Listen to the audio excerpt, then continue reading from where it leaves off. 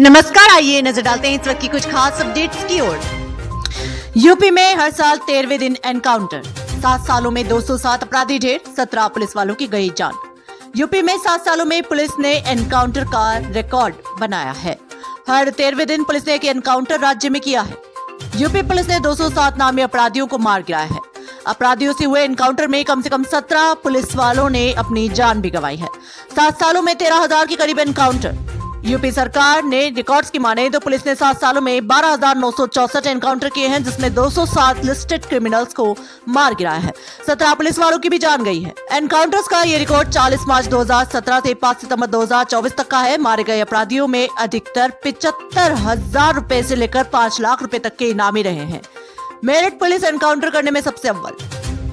Meerut zone की police encounter करने में सबसे टॉप पर है। 7 सालों में हुए इस जोन में 3,723 एनकाउंटर हुए हैं। इसमें 66 क्रिमिनल्स को पुलिस ने मारने का दावा किया है।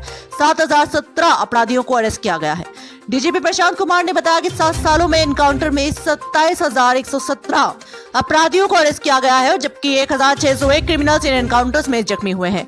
डीजीपी ने कहा कि इन एनकाउंटर्स को सुप्रीम कोर्ट की तय गाइडलाइन का कहीं से कहीं तक उल्लंघन नहीं किया गया है। एक भी मामला 7 सालों में सामने नहीं आया जिसमें यह कहा गया है कि सर्वोच्च न्यायालय ने इसे गलत ठहराया हो। 7 सालों में 1,601 पुलिस वालों ने खाई गोलियां, 17 की हुई मौत। पुलिस ने दावा किया है कि एनकाउंटर में 1,601 पुलिस वालों को गोलियां लगी है, 17 पुलिस वालों की जान गई है। यह एनकाउंटर यूपी पुलिस व एसटीएफ ने तमाम बार मिलकर किया है। यूपी पुलिस चीफ ने कहा कि एसटीएफ के अलावा जिला और कमिश्नरेट की पुलिस गैंगस्टर्स के खिलाफ लगातार अभियान चला रही है। चिराग को कंट्रोल करने के लिए बीजेपी बढ़ाएगी पारस का कद, जल्द ही बनाए जा सकते हैं किसी राज्य के राज्यपाल। पिछले दिनों पशुपति पारस ने केंद्रीय गृह मंत्री अमित शाह से भी दिल्ली में मुलाकात की। इसके बाद से इस बात को बल मिला है कि जल्द पारस का कद बढ़ाया जा सकता है। उन्हें किसी राज्य का राज्यपाल या केंद्रीय बोर्ड का अध्यक्ष बनाया जा सकता है।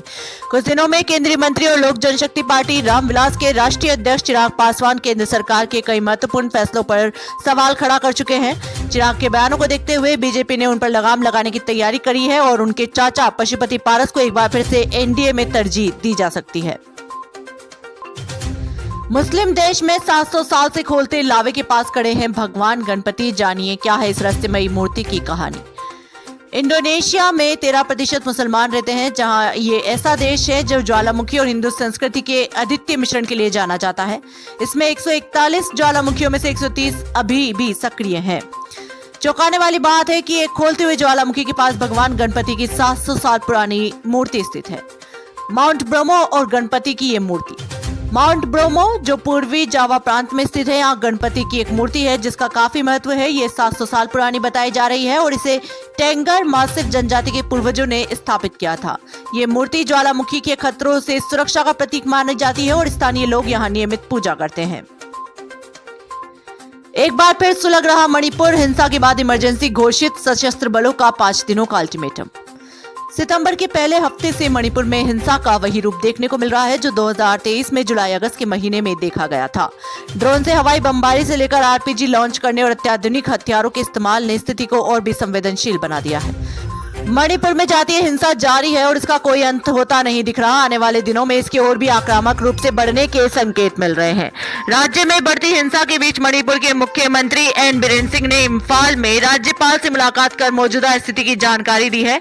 मणिपुर के मुख्यमंत्री विधायकों द्वारा पारित एक प्रस्ताव भी राज्यपाल को सौंपेंगे। हमारा मित्रवत पड़ोसी है, भारत को लेकर बढ़ते नेपाल के पीएम केपी ओली के सुर, कहा खुली बातचीत से हो समाधान। नेपाल के प्रधानमंत्री केपी शर्मा ओली ने शनिवार को कहा कि नेपाल और भारत के बीच समस्याओं का समाधान खुली बातचीत और सौहार्दपूर्ण तरीके से किया जा सकता है। चीन समर्थक ओली पूर्व में भारत की कठोर आलोचना के लिए जाने जाते हैं।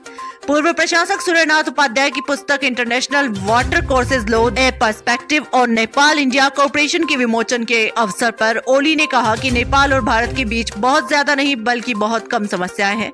हम सौहार्दपूर्ण तरीके से बातचीत करें तो उनका समाधान निकल सकता है। भारत हमारा मित्रवत पड़ोसी है और नेपाल एवं भारत की संस्कृति समृद्ध है और ऐसे में हमें खुलकर बातचीत करनी चाहिए।